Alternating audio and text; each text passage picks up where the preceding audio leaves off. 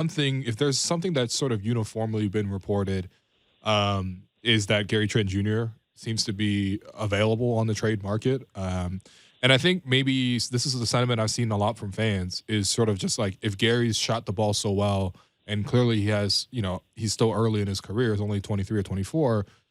Why is it, that a certainty versus like Fred's having a tough year, but it seems like the Raptors are probably going to move on and continue to stay with Fred. And in fact, they might even extend Fred to a big deal.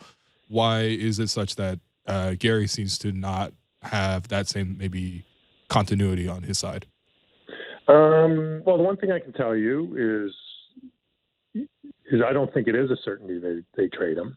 Okay. I think it's a certainty they listen, right? And but I think, and again, like I think they like the player, and I think he's really earned some fans at all levels of the organization with the way he's handled himself since he had that slump, and be it coming off the bench, and I remember his first game coming off the bench.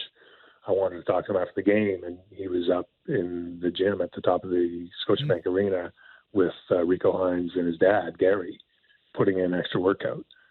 Came down, and he was in the ladder. Like, it wasn't just, let's get a few shots up. Like, it was he went and did it. And, and I think when you look at the results and how he's performed on the bench, off the bench, coming off the bench or starting, he's really earned a lot of respect, not that he didn't have it before, for how he's handled himself as a pro. Right.